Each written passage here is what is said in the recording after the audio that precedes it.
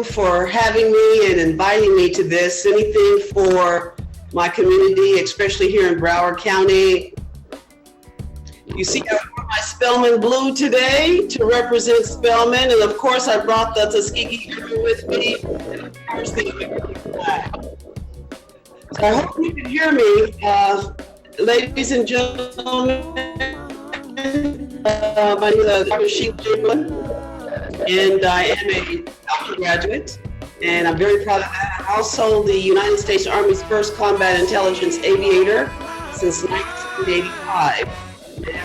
And lately, I'm actually the first one off the service.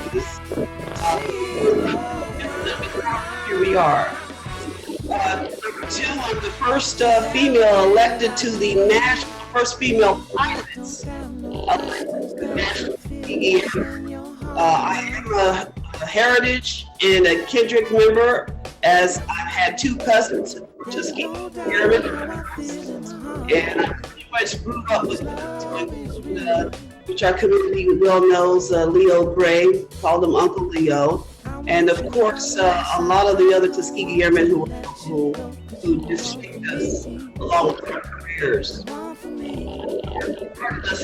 Eagles, and they've taught us well to forward. As long as you keep moving forward, things can continue to happen, and you've got to pass the torch. And I'm grateful for them to have passed the torch to me, and I'm pretty ready to pass the torch now. I'm tired, and I would like to go ahead and have a nice time.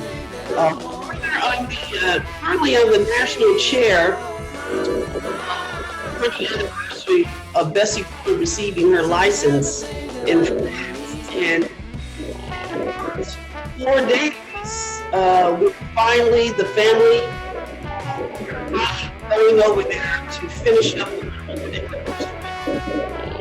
the most challenging time of my life. We started this at Florida Memorial. It was just a dream that I mentioned that came out of my mouth, and there the family asked me if I would take charge of it and count down to the 100th anniversary, and it's nothing else because, you know, Bessie Coleman also went over there in France during her pandemic. It was called the Spanish flu at that time, and it wasn't over. So we've had 3 shutdowns, almost the near collapse of the aviation industry. A lot of the nonprofits, you all know what's going on. We've had it here in Broward. Most nonprofits are no longer with us, and now it's our turn to hopefully things are coming back up slowly but surely, and we still have a shortage of pilots, letting you all know that. And this is my 3rd rodeo seeing me. Well, I could give you some history on Bessie Coleman. Is that what you'd like for me to do? Yes, give us some history on Bessie. She's the only living soul that takes my imagination and lets me share with her. So Bessie Coleman, the young girl out of Atlanta, Texas.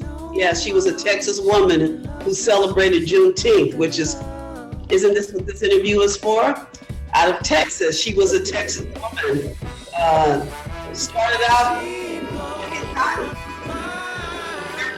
parents, and I have to be specific.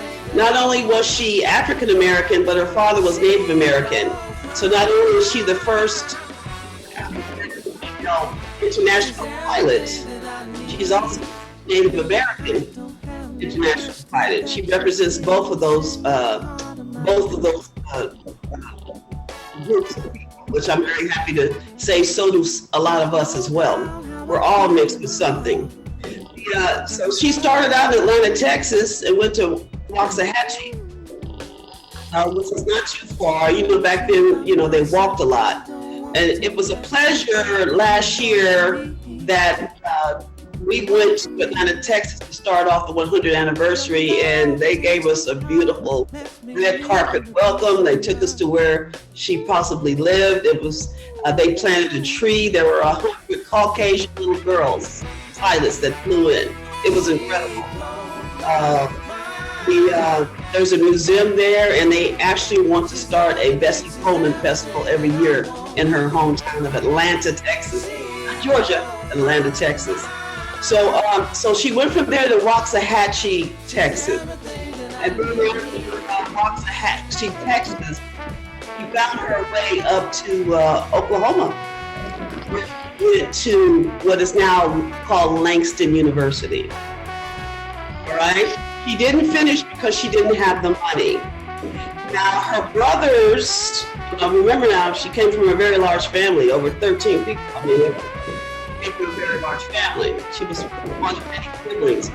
A lot of her brothers were in World War I. They were Army, and they went over in World War I. Langston not being able to pay the rest of her education, she made her way to Chicago to do the rest of her family. And I must say she was the first during the time to don a mask during the Spanish flu. She was also a manicurist, I guess what we call them in you ready for the Chicago White Sox baseball team? Yes, she's very incredible. She was, like I said, there are women that move things forward. Bessie Coleman during her time was one of them. She was also good friends with Ida B. Wells, who did her eulogy later on. And of course, when she made it back from France, she was good friends with Josephine Baker, who also was a pilot. A lot of people don't know that about Josephine Baker. So back to Bessie. So she went to Chicago and did a job with her family. That's how she made it to Chicago, out of Oklahoma. Now her brothers came back from World War I, taunting her, talking about those women over there are flying. You'll never be able to do anything like that. That sort of thing like that. Of course, she showed them wrong. And I'm just cutting to the chase of everything because here's a woman who got a sponsor with Mr. Abbott, who was the owner of the Chicago Defender, got him to sponsor her, learned a different language, saved a lot of money, made it to New York, New Jersey, got on a ship, after being accepted into a flight school, in France, and sailed away by herself during a pandemic. It's incredible. Now we just get on a plane and go. But I'm just saying what she did, was unthinkable. It was the unthinkable, but she did it. Did it. So that's just a little bit about her. I just didn't but she opened the door for a lot of us, even to include myself, where we are now. My mentor, Willa Brown Chappelle, she's going to be inducted into the National Aviation Hall of Fame up in Daytona in September. Willa was my mentor until she passed away in 1992, from 1986-87 until she passed away. And a lot of people were like, well, how did you know Willa? I said, first of all, she knows me. And a lot of you all know that I'm related to Emmett Till, the Emmett Till side of my family. So my cousin Emmett Till worked for Willa. There's a lot that's getting ready to come out about all of this, and I wanted to share that with you. But now, back to Bessie. It was something else. When she got over to France, the flight paid for it, didn't accept her, and she found her way up the river going down through France. They're getting ready to start. That whole community opened their doors up, and the rest is history. So, and it's rural France that opened the door, not the cities. And I grew up, I grew up in post-Nazi Germany. Make us say that, post-Nazi West Germany, because Germany is now one country.